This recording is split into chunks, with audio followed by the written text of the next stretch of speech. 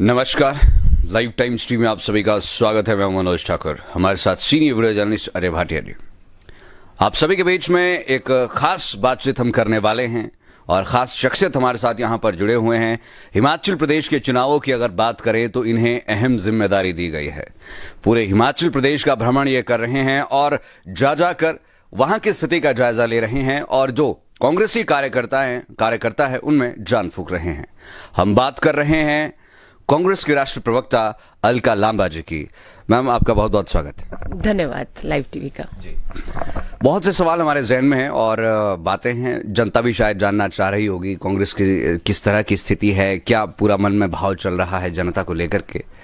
सबसे पहले तो मैं पिछले कल पे आना चाहूंगा, उसके बाद सारी बातें करूंगा, क्योंकि एकदम से चीजें जो है वो बिल्कुल इस तरह से क्रिएट हो गई है कि अलका लांबा जी ने कौल सिंह ठाकुर को मुख्यमंत्री बना दिया।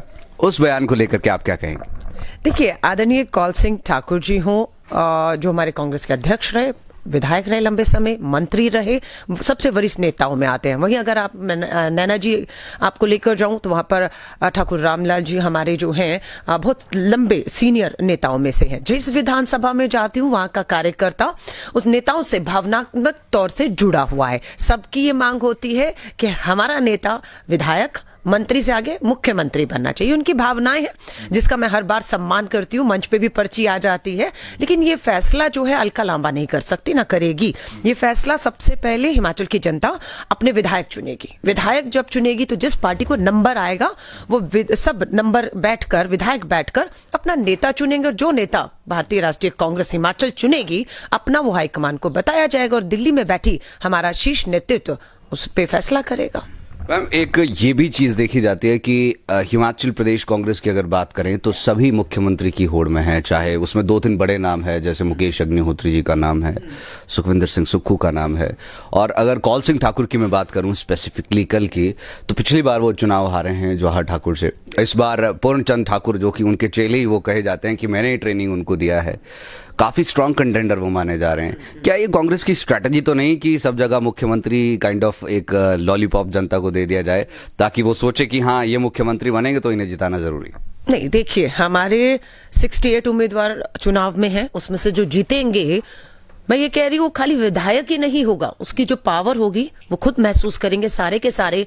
हमारी ताकत उतनी ही है जितनी एक मुख्यमंत्री की होती है। आपने जयराम ठाकुर जी को देखा, पूरे हिमाचल को नजरअंदाज किया। इवन मंडी के अपने ही उनके विधायक साथ जो हैं वो अपने आप को, अपनी विधानसभाओं को बिल्कुल उन्होंने देखा कि मुख्यमंत्री ने नजरअंदाज कर दिया। सारे प्रोजेक्ट, सारा फंड, पैसा उन्होंने अपनी सिराज विधानसभा में लगाया और पूरी तरह अनदेखी की हिमाचल और मंडी के बाकी विधानसभाओं के विकास को। लेकिन हमारे यहाँ ये है कि जो भी विधायक होगा वो अपने आप को, अपने क्षेत्र के कामों को मुख्यमंत्री के स्तर पर कर पाएगा, ये हमारा विश्वास है।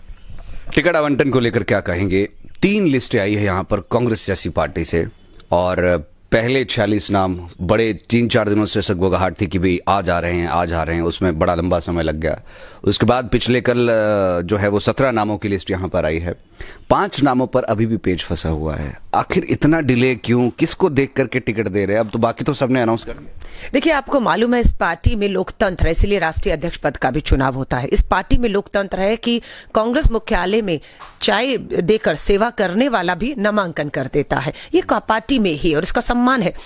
हमारी 68 सीटों पर 1000 से ऊपर नामांकन आए, सबको कंसीडर किया गया। एक सीट पर 20-20, 25 उम्मीदवार थे, सबको कंसीडर किया गया और कंपटीशन इतना भारी हो गया कि जब हम 5 पर, 3 पर नामों पर आए और अब 2 पर भी आ गए हैं, जो विधानसभाएं 5 बची हैं, तो बेहद मुश्किल हो रहा है कि किसे दिया जाए और किसे ना दिया जाए। तो मुझे लगता है ये एक बहुत अच्छी बात है कि आपके पास उम्मीदवारों का टोटा नहीं है। ऐसा नहीं कि उम्मीदवार है ही नहीं है, दूसरे दलों का इंतजार कर रहे हैं। आपके पास अपना इतना भारी कंपटीशन है कि आपके लिए फैसला करना मुश्किल हो रहा है। लेकिन सर्व सहमति से उम्मीदवार होगा, ना कि भाजपा की तरह भी देखा चंबा में जो है एक उम्मीदवार घोषित किया जाता है, अगले दिन अखबारों में भ्रष्टाचार के उनके जो आरोप लगते हैं, आपको उम्मीदवार फिर वापस लेना पड़ता है और एक नया उम्मीदवार देना पड़ रहा है। कम से कम कांग्रेस में ऐसी स्थिति नहीं पैदा होने वाली। कांग्रेस की ही अगर हम बात करें तो बहुत से ऐसे लोग हैं जो नाराज है टिकट को लेकर के। हालांकि भारतीय जनता पार्टी में भी इस तरह का सिनेरियो क्रिएट हुआ है और वहां पर ज्यादा वैसे दिखता है। लेकिन कांग्रेस की अगर बात करें तो कुछ ऐसे भी नाम हैं जिन्होंने बगावती सुर अपने दिखाए, बगावत कहे या कहे नाराजगी कहे, पार्टी छोड़ दी, उसके बावजूद उन्हें टिकट यहां पर दिया गया है, तो ये कहीं ना कहीं पार्टी लेवल पर एक गलत संदेश नहीं देता? देखिए, मैं इस बात को मानती हूं कि राजनीति और पार्टी के अंदर अनुशासन और नेता का अनुशासन बेहद जरूरी होता है, क्योंकि आपका कार्यकर्ता, आपका काडर उसी से सीखता है।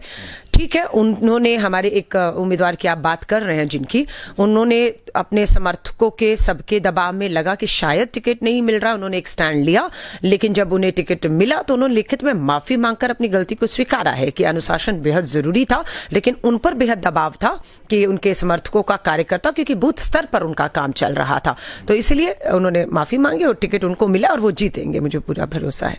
आप केंद्र से यहां पर आए हैं, हिमाचल प्रदेश का जो राजनीतिक माहौल है वो कैसा दिख रहा है? भारतीय जनता पार्टी पूरे देश में इस समय पर जो है वो काबिज है। अगर मेजॉरिटी की बात करें, वो कह रहे हैं कि हिमाचल प्रदेश में भी जल्द उनका कब्जा हो जाएगा, काइंड ऑफ सरकार बन जाएगी। आपको किस तरह से राजनीतिक सरगर्मियां यहां पर दिखती हैं? देखिए, हिमाचल ने हमेशा एक अलग तरीके का चुनाव हमेशा कराया है और मुद्दों पर कराया और वोट किया। सरकारें जो है वो दो ही पार्टियों में हमेशा मुकाबला रहा है, भाजपा और कांग्रेस। वो कभी तीसरे दल की तरफ नहीं देखा है। उनको पता है खिचड़ी पकेगी, जोड़ तोड़ होगा और ये वो सब, तो वो दो दलों तक ही रहे हैं। मुझे खुशी इस बात की, गर्व महसूस कर रही हूं कि हिमाचल के लोगों की तारीफ करना चाहूंगी कि ये वो एक राज्य है जहां पर जाति, धर्मों को, दूसरे सांप्रदायिक मुद्दों को हावी नहीं होने दिया। हमेशा चुनावों को मुद्दों तक, हिमाचल की चार दीवारी, क्योंकि विधानसभा का है, देश का नहीं चुनाव, हिमाचल का है, तो वहीं तक सीमित रखा है। आज इसके साथ गुजरात का भी चुनाव है, हम देख रहे हैं किस तरीके से पूरे गुजरात का चुनाव का जो है वो सांप्रदायिककरण हो चुका है, जातियों पर, धर्मों पर चुनाव हो रहा है। लेकिन 60 दिन से अगर मैं कहूं, मैं सिर्फ अभी तक चंबा नहीं जा पाई, जल्दी जाऊंगी, किन्नौर और आपका लाहौल स्पीति नहीं गई, लेकिन मैंने पूरा 60 दिन में हिमाचल खोजा है, घूमी हूं, मिली हूं, और सबका ये है कि चुनाव तो मुद्दों पर ही होगा। और हमें ये यकीन है, भाजपा ने जो है कोशिश जो की मुद्दों से भटकाने की, पहले तो जयराम ठाकुर जी का चेहरा गायब किया, प्रधानमंत्री जी के चेहरे पर आ गए, फिर हिमाचल के मुद्दों को छोड़कर कश्मीर का मुद्दा, अंतर्राष्ट्रीय यूक्रेन का, तो राष्ट्रीय अंतर्राष्ट्रीय मुद्दों पर, क्योंकि उन्हें पता है कि जयराम ठाकुर जी के अकेले चेहरे पर और हिमाचल के भीतर के मुद्दों पर अगर लड़ेंगे तो भाजपा का वही हाल होगा जो आपने मंडी लोकसभा और 3 विधानसभाओं के उपचुनाव में देखा। पहली बार हुआ है कि जो सरकार में हो वो अपनी सरकार के, डबल इंजन की सरकार होते, उपचुनाव वो भी एक नहीं, चारों की चारों सीटों पे हार रहा हो, क्योंकि मुद्दों पर हुआ। अब मेन चुनाव भी मुद्दों पर है। मुद्दा आपको मालूम है, 10 लाख बेरोजगारों की सौगात जयराम ठाकुर जी जाते जाते देकर जा रहे हैं हिमाचल को, 70,000 करोड़ के कर्ज में छोड़कर जा रहे हैं, सौगात देकर जा रहे हैं। महंगाई, महिलाएं पूरी तरह त्रस्त है महंगाई से, महंगाई की सौगात देकर जा रहे हैं। सरकारी कर्मचारियों को आंदोलित होते हुए सड़कों पर छोड़कर जा रहे हैं, उनके साथ न्याय नहीं हुआ। सेब का व्यापारी पूरी तरह से उचित दाम ना मिलने से जो है अपने सेब सड़ गए, ट्रक के ट्रक उन्होंने जो है पलट दिए, उनको बिल्कुल भी इस बात की, ये सब सौगात जो है, भ्रष्टाचार, पीपी किट, कोरोना महामारी के बीच में इनके अध्यक्ष, पूर्व अध्यक्ष जो है पकड़े जाते हैं, पुलिस भर्ती पेपर लीक हो जाता है। मुद्दे सिर्फ ये हैं और इन मुद्दों पर चुनाव हिमाचल चाहता है। कांग्रेस भी मुद्दों से भटकने नहीं देगी। 5 साल डबल इंजन की सरकार जयराम ठाकुर जी आपकी, भाजपा की थी, जवाबदेही आपको सड़कों पर, चौराहों पर, जनसभाओं में देना होगा। अलका जी, अगर हम पिछले उपचुनावों की बात करें, उस समय पर कांग्रेस काफी ज्यादा कॉन्फिडेंट नहीं थी। हम भी चुनावी मैदान में थे और उस समय पर लग रहा था कि शायद हो जाएगा। प्रतिभा सिंह की सीट को लेकर के भी बातचीत करें तो लग रहा था कि शायद हो जाएगा, लेकिन चांसेस कम है। एकदम से उसके रिजल्ट्स आए, 3 जगह विधायक मिले, यहां से प्रतिभा जी गए, फिर एकदम से मोराल अप हो गया और पता नहीं कहां पर यह पहुंच गया है। इस पर भारतीय जनता पार्टी कह रही कि हम तो जमीन पर आ गए, हम उड़ रहे थे, और कांग्रेसी जो है वो जमीन से आसमान में पहुंच गए हैं और इस बार भी ऐसा सोच रहे हैं कि हो जाएगा, मतलब हो जाएगा और सरकार बन जाएगी। तो क्या चुनावों को इस समय कांग्रेस के द्वारा लाइटली लिया जा रहा है? क्योंकि जिस तरह से आमतौर पर माहौल बनता था पॉलिटिकल, वो शायद कांग्रेस के द्वारा नहीं बन पाया, क्योंकि एकमात्र रैली प्रियंका गांधी की हुई। देखिए, प्रियंका गांधी जी की सोलन के ठोडो ग्राउंड में जो ऐतिहासिक रैली हुई, भाजपा बौखलाहट में आकर कहती है नुक्कड़ सभा थी। सबसे बड़ी बात है कि प्रधानमंत्री जी का जहाज मंडी में उतरते उतरते रह जाता है। अमित शाह जी, देश के गृह मंत्री को एक जिला स्तर की मीटिंग सिरमौर में करने जानी पड़ती है, और वो भी अधूरे वायदे के हाटी समुदाय को हम लोग जो है सिर्फ कैबिनेट नोट देकर। कानून क्यों नहीं बनाया? क्यों नहीं विशेष संसद का सत्र बुलाकर चर्चा करा के कानून देके हक दिया? तो भाजपा हार को देखकर कितने बार स्मृति ईरानी, मीनाक्षी लेखी, अनुराग ठाकुर, जेपी नड्डा जी का राज्य है। जान झोंक दिया क्योंकि पता है हार से अब बचना जो है उनके लिए मुश्किल हो रहा है। हमारे लिए बिल्कुल ये चुनाव आदरणीय स्वर्गीय वीरभद्र सिंह जी के बाद पहली बार हो रहा है। हमें उनकी कमी खल रही है। हमें बिल्कुल ये महसूस हो रहा था एक चुनौती रहेगी, लेकिन जैसे ही उनके देहांत के बाद पहला चुनाव, उपचुनाव मंडी और 3 विधानसभाओं का आया, लोगों ने मुद्दों पर वोट दिया। हम उस समय इतना शायद मजबूत नहीं थे और वीरभद्र सिंह जी के जाने के बाद एक झटका भी था हमारे लिए, लेकिन हम संभले हैं और उससे आगे बढ़े हैं। उपचुनाव हमने जीत लिया है और पार्टी पूरी तरह तैयार है। प्रियंका गांधी जी की सोलन के रैली के बाद अब वो चंबा आ रही है, कांगड़ा जा रही है। लगभग मुझे जो आप अखबारों में और पता लगा है, सूत्र जो दिल्ली में बात कर रहे हैं, आप जैसे मीडिया के लोग, वहां से भी पता लगा है कि चुनाव के 24 दिन हैं अभी और उसमें 8 नहीं तो 6 रैलियां श्रीमती प्रियंका गांधी जी, मुख्यमंत्री भूपेश बघेल जी जो हमारे छत्तीसगढ़ से हैं, राजीव शुक्ला जी, सचिन पायलट जी, दीपेंद्र हुड्डा जी और रणदीप सुरजेवाला जी, बहुत लीडर आने वाले हैं और ये रैलियां होंगी। हम मुद्दों से भटकने नहीं देंगे और लोग बिल्कुल तैयार बैठे हैं। उन्होंने साफ कह दिया है, रिवाज नहीं, ताज बदलेंगे, सरकार बदलेंगे, क्योंकि इस डबल इंजन की सरकार लोगों के लिए ट्रबल ईंधन, मुसीबतों की सरकार, परेशानियों की सरकार बन गई है। उससे छुटकारा हिमाचल पाना चाहता है। कांग्रेस की बात करें, प्रियंका गांधी वाड्रा जब सोलन में पहुंचे तो वहां पर कर्मचारियों से उनका मिलना हुआ। ओपीएस को लेकर के बात हुई कि पहली ही कैबिनेट में सभी, अगर हम बात करें बड़े लीडर ये कह रहे हैं कि भाई पहली ही कैबिनेट में जो है वो ओपीएस को लागू कर दिया जाएगा। भारतीय जनता पार्टी यहां पर कह रही है कि इसे अगर कोई लागू कर सकता है तो वो सिर्फ और सिर्फ प्रधानमंत्री नरेंद्र मोदी और हिमाचल प्रदेश में भाजपा सरकार। इसको लेकर के आप क्या कहेंगे? क्या फाइनेंशियल फिजिबिलिटी ओपीएस की है भी या सिर्फ चुनावी मुद्दा इसे बनाया जा रहा है? मनोज जी, आप खुद बताइए, भाजपा, मोदी जी, जयराम ठाकुर जी, आप कर सकते थे तो 5 साल डबल इंजन की सरकार किया क्यों नहीं? सवाल तो यह किया क्यों नहीं। हमारी अगर बात करेंगे तो हमारी गारंटी में सबसे पहली गारंटी ही ये है कि सरकार बनते ही पहली कैबिनेट मीटिंग में हम ओपीएस, पुरानी पेंशन योजना को लागू कर देंगे। जो रिटायर हो चुके हैं उन्हें पेंशनें मिलेंगी और जो होंगे उन्हें भी इसी योजना के तहत पेंशनें मिलेंगी। प्रियंका गांधी जी की संवेदनशीलता ही तो है कांग्रेस की कि वो जनसभा रैली में जाने से पहले चंद कदमों की दूरी पर जो अनशन धरने पर महीनों से सरकारी कर्मचारी बैठा है, त्योहार था, महिलाएं त्योहार करवा चौथ का नहीं मना पा रही थी, हाथ पे मेहंदी थी, ओपीएस लिखा हुआ था। इससे ज्यादा संवेदनशील सरकार क्या हो सकती है कि लोगों के त्योहार तक आपने जो है वो फीके कर दिए हैं। और प्रियंका गांधी जी मिलती हैं, उनके बीच में बैठती हैं, उनकी बात को सुनती हैं और आश्वासन दिलाती हैं कि हमने ये राजस्थान, छत्तीसगढ़ में लागू कर दिखाया है, हम हिमाचल में भी सरकार बनते 10 दिन में लागू कर देंगे और ये हमारा वचन है। बिल्कुल, अगर हम नहीं करते तो हमें मालूम है 2024 भी तो खड़ा है देश का चुनाव, हमें दोबारा आना है, वोट मांगना है। तो क्या लगता है 2 साल नहीं करेंगे तो वोट मिल जाएगा 24 में हमें? इसलिए हम 10 दिन की बात कर रहे हैं। फाइनेंशियल फिजिबिलिटी आपको लगता है हिमाचल जैसे स्टेट में जहां पर 70,000 करोड़ से ज्यादा का कर्जा है और बहुत ज्यादा संसाधन नहीं है, तो ऐसे में फाइनेंशियल फिजिबिलिटी बनती है ओपीएस? देखिए, संसाधन, पर्यटन स्थल है ये, धार्मिक स्थल है ये, लाखों करोड़ों रुपए का रेवेन्यू यहाँ पर, चाहे हम सेब के बागवानी से कहें, पर्यटन से कहें, आता है, लेकिन जाता कहाँ है? भ्रष्टाचार की बलि चढ़ रहा है। भ्रष्टाचार, आप हर चीज में पैसा खा रहे हैं, जो पैसा सरकारी खजाने में जाना चाहिए वो आपकी जेब में जा रहा है। सरकारी खजाने की लूट मची पड़ी है। आप जब भ्रष्टाचार को, सरकारी खजाने की लूट को बंद करेंगे तो स्वाभाविक है लोगों तक पैसा पहुंचेगा।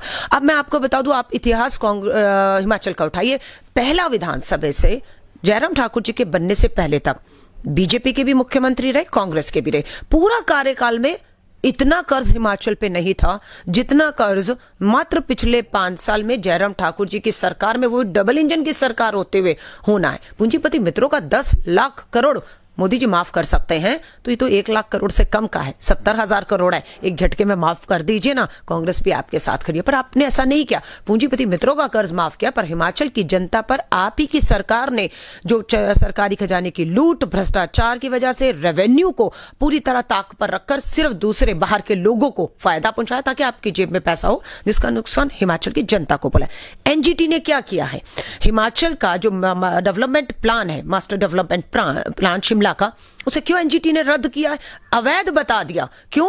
क्योंकि हिमाचल के लोगों को फायदा नहीं मिल रहा था। बाहर का सारा जो लॉबी है वो हिमाचल को बर्बाद करके यहां कंस्ट्रक्शन करके अपना लाभ लेना चाहती थी, जिसपे एनजीटी ने अवैध बता के पूरे डेवलपमेंट प्लान को रद्द कर दिया है और लोग खुश हैं।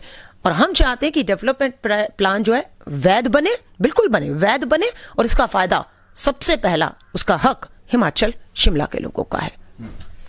अलका जी, एक सवाल यहां पर परिवारवाद को लेकर के बनता है। अभी कुछ दिन पहले ही दिल्ली में प्रतिभा सिंह थी, if I am not wrong, तो उनसे पुत्र मोह और परिवारवाद को लेकर के प्रश्न पूछा गया। वो एकदम से बहुत गुस्से में आ गए, एग्रेसिव हो गए कि ये किस तरह की बातें आप कर रहे हैं, नॉनसेंस बातें हैं।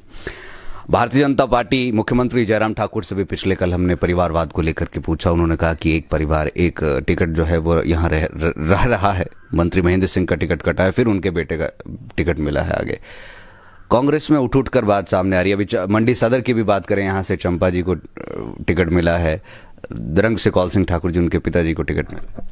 देखिए, मैं फिर कहूं, हिमाचल के लोगों ने परिवारवाद में उन लोगों को हमेशा स्वीकार किया है जिन्होंने सत्ता में रहकर सेवा की हो और विपक्ष में कभी बैठे हों तो जनता के मुद्दों में, जनता के बीच में सड़कों पर संघर्ष किया हो।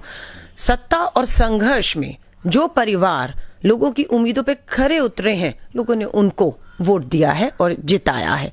चंपा ठाकुर जी पिछली बार चुनाव लड़ी थी, हारी, लेकिन महिला हैं। मुझे खुशी है कि उन्हें टिकट मिला है और वो अपने कामों के बल पर यहां से जो है उन्हें मिला है।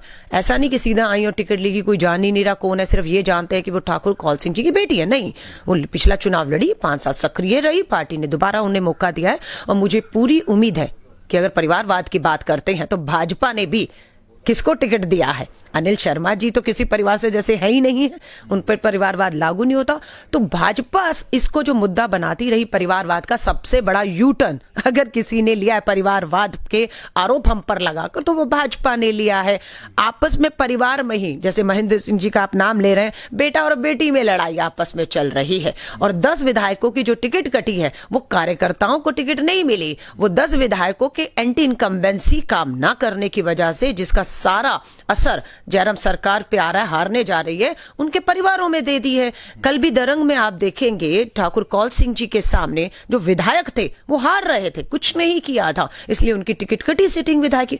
अपना उम्मीदवार, अपने कार्यकर्ताओं को भाजपा ने दरंग में ना देकर कांग्रेस के एक आदमी को दे दी और 40 कार्यकर्ता भाजपा के कल ज्वाइन कर जाते हैं। तो ये साफ है, मुद्दों पर हो रहा है चुनाव। मुद्दों से भटकाए भाजपा ना, क्योंकि जिस परिवारवाद को मुद्दा बना रही है उसी पे वो खुद बेनकाब बुरी तरह से हो चुकी है।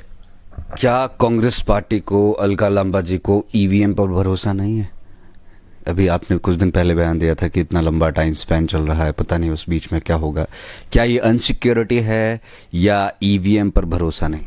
नहीं, मैं फिर कहूं कि बिल्कुल हमें मालूम है ये चुनाव ईवीएम पर होगा, कोई रोक नहीं सकता। वोट भी ईवीएम मशीनों पर होगा, लेकिन चुनाव आयोग के हम कह रहे हैं कि पुराने जो अभी चुनाव हुए, ईवीएम मशीनें कूड़े का ढेर ले जाने वाली गाड़ियों में आपने देखी या नहीं देखी? देखी आपने।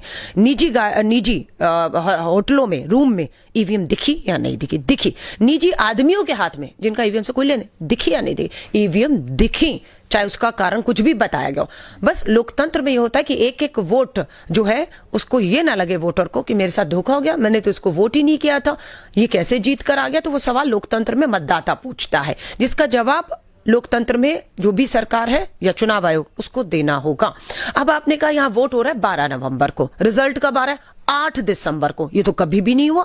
हमें लगा शायद गुजरात का चुनाव भी घोषित होगा और दोनों की तारीखें 8 दिसंबर होगी, पर गुजरात का चुनाव घोषणा ही नहीं होती है। लेकिन हिमाचल का, मैं भी विधायक रही, 3 बार चुनाव लड़ा, वोटिंग के 3 दिन 2 दिन में काउंटिंग हो जाती है।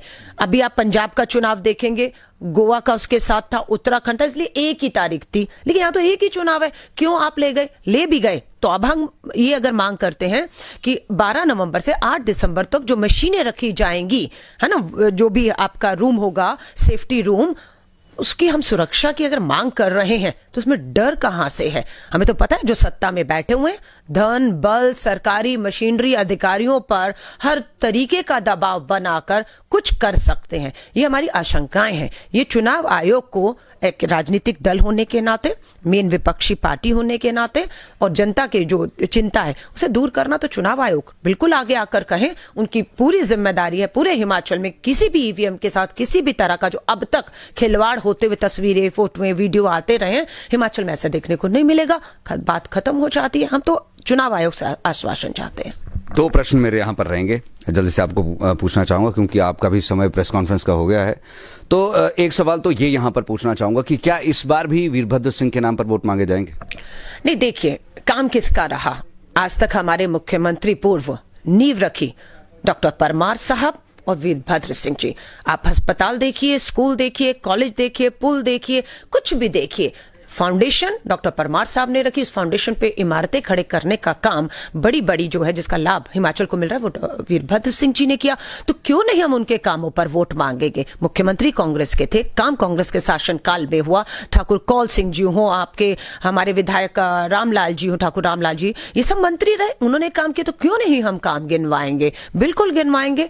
तो भाजपा को अगर इससे आपत्ति हो तो मैं वो कहती हूं, आपके जो है धूमल जी का नाम मत लीजिएगा, शांता कुमार जी का नाम मत लीजिएगा। और आप तो अब जयराम ठाकुर जी का भी नाम लेने से लोग डर रहे हैं। उन्हीं के अपने विधायक और उम्मीदवार की वोट नहीं मिलेगा। सिर्फ दिल्ली का नाम लीजिए, प्रधानमंत्री जी का नाम लीजिए, तब शायद नैया पार होगी, जो होते हुए दिख नहीं रही अभी तक। अंतिम सवाल, पिछले 5 सालों में बीजेपी ने ऐसा क्या नहीं किया जो कांग्रेस करने वाली? भाजपा ने क्या नहीं किया? क्या है, सब कुछ तो छोड़ के जा रही है। मैंने आपको कहा ना, आपके पीछे क्या छोड़कर जा रही है? ओपीएस पुरानी पेंशन भर्ती योजना के सरकारी कर्मचारियों को सड़क पर छोड़कर जा रही है। उज्ज्वला के गैस सिलेंडर 1150 कीमत की वजह से बंद है। सब्सिडियां आ नहीं रही। 10 लाख बेरोजगार हैं जिन्हें रोजगार देने की बात हम कर रहे हैं। 1 लाख पक्की सरकारी नौकरियों के पद भरे जाएंगे। 4 लाख लोगों को स्टार्टअप में फंड देकर रोजगार दिया जाएगा। हर महिला को घर घर लक्ष्मी जो है वो 1500 रुपए महंगाई से राहत के लिए पहली तारीख पहले महीने की 1500 आर्थिक मदद दी जाएगी। हम सेब बागवानों को उचित दाम दिलाने की बात कर रहे हैं। ये सब काम भाजपा ने नहीं किया। सिर्फ करोड़ों रुपया विज्ञापनों में फूक फूक कर जो है वो अब सौगात के तौर पर 70,000 करोड़ के कर्ज में छोड़ के जा रहे हैं, जिस कर्ज से भी उभारने का काम अब कांग्रेस की सरकार को करना है। धन्यवाद। बहुत बहुत शुक्रिया बातचीत करने के लिए। तो अलका लांबा जी हमारे साथ यहाँ पर मौजूद थी, जिन्होंने अलग अलग विषयों पर बातचीत की। और अभी थोड़ी देर में प्रेस कॉन्फ्रेंस आज मंडी में हम मौजूद है करने ये वाले हैं। और हमने जानने की कोशिश की कि आखिर कांग्रेस किस स्थिति से गुजर रही है, क्या कुछ पूरी बातें हैं, चीजें हैं। दिल खोलकर इन्होंने बातचीत की। अभी हम लेना चाहेंगे आपसे इजाजत। देखते रहिए live times TV. Fortune reporting में मनोज ठाकुर। धन्यवाद। जय हिंद, जय भारत, जय हिमाचल। और इस लाइव स्ट्रीम पर साथ दिया senior video journalist Ajay Bhatia.